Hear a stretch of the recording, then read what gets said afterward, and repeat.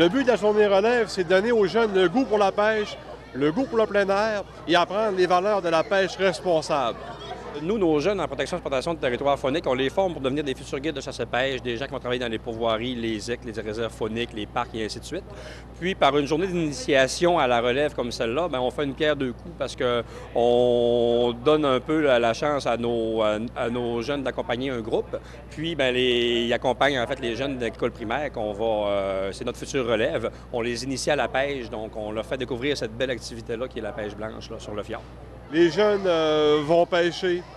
Il y a le dîner hot dog. Il va y avoir des remises de prix qui vont être faites pour les plus gros et les plus petits poissons durant la journée. On leur remet un coffre à pêche, une canne à pêche pour chaque enfant. Ils vont recevoir aussi un permis de pêche jusqu'à 18 ans. Là, il y avait un groupe ce matin à l'Éperlan. Ceux à l'Éperlan vont aller au Sébastien, puis ceux au Sébastien vont aller à l'Éperlan pour vivre les deux expériences.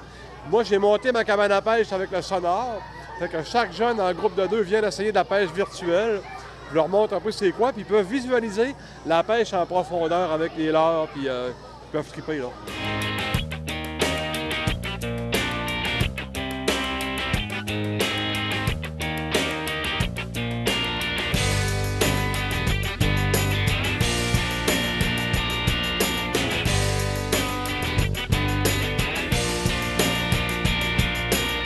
Moi, je fais le DEP en protection et exploitation des territoires fauniques.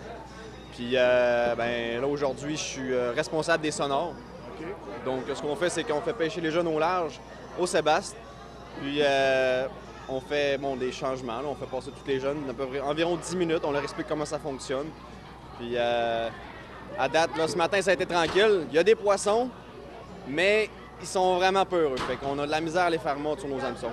Je guide un groupe de 8 étudiants à la pêche. Puis là, matin, on est allé à l'Éperlan. Après-midi, on se dirige vers le poisson du fond. Aujourd'hui, je suis superviseuse du professeur. Fait que je suis comme son bras gauche, je dirais, ou son bras droit. Fait que je m'assure que tout roule comme sur des roulettes. Fait que c'est pas mal ça, je suis un peu partout. C'est super le fun, j'aime ça. Moi, on va dans les cabanes, on fait une intervention, comme nous, on faisait le concours de nœuds tantôt. Nous, on passe dans les cabanes, puis on fait faire les affaires aux jeunes. Puis on change avec eux autres. Après ça, quand il y a des problèmes à d'autres cabanes, on y va. Puis on fait notre possible. Aujourd'hui, je suis guide. Moi aussi, je guide un groupe de jeunes filles à la pêche blanche. On arrive de la pêche à l'Éperlan, on a poigné un, mais ça fait partie de la pêche, hein? La patience est de mise.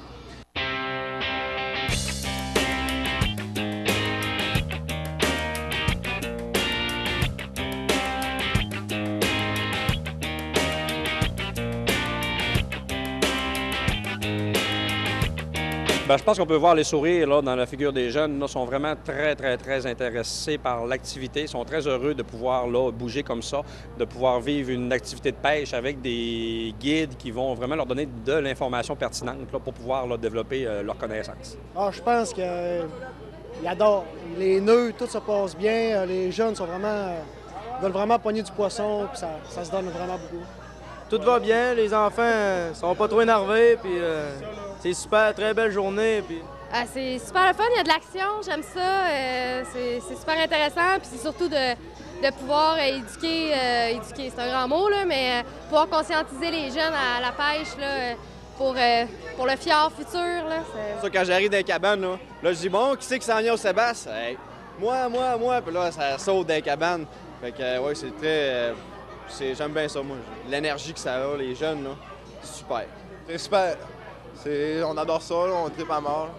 Très, très dynamique. Je suis extrêmement surpris de leur intérêt pour cette activité-là. Écoutez, je suis vraiment content de leur attitude. Là, à cet âge-là, c'est merveilleux l'esprit d'un enfant.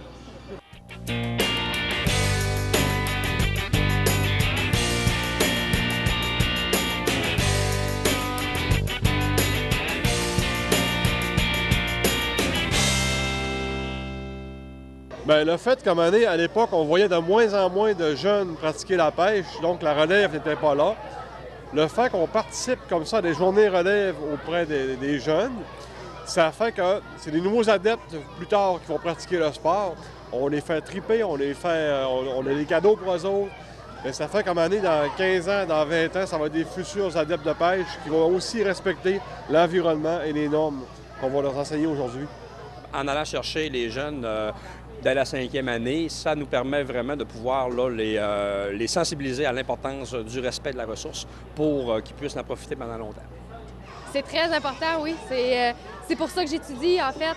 C'est pour les générations futures, puis pouvoir protéger, mais en pouvant utiliser notre faune pour les années futures, oui.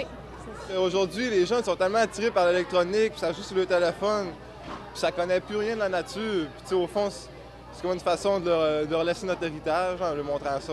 C'est une belle activité, il faut les amuser. Puis c'est important aussi pour la conservation de la faune. Là, ça en prend toujours des pêcheurs. Si eux autres ils veulent continuer là-dedans, ce serait bien le fun. Oui, j'aimerais ça peut-être bien leur montrer une nouvelle orientation. S'ils veulent s'orienter là-dedans, ce serait une très bonne chose.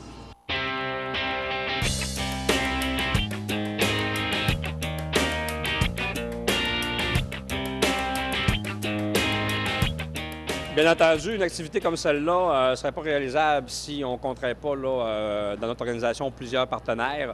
Je vais essayer de ne pas en oublier. Donc, premièrement, bien entendu, c'est la Fondation de la faune du Québec via le programme Pêche en herbe qui permet de pouvoir émettre des certificats pêche en herbe à tous les jeunes ici présents aujourd'hui.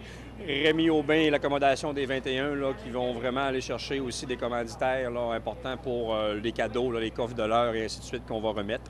Au niveau financier, on a le bureau de M. Jean-Marie Dubuc, le député, qui nous donne un bon coup de main au niveau financier. La Fédération québécoise des chasseurs et pêcheurs. Ville-Saguenay et l'Association de pêche blanche de Grande-Bay nous donnent un bon coup de main au niveau du prêt d'installation et ainsi de suite. Donc, sans ces partenaires-là, ça ne serait pas possible. Musée du Fjord, Métro Richelieu, Benoît Simard sont des partenaires aussi là, qui nous donnent un coup de main là, pour les cadeaux et pour le dîner hot dog. Là.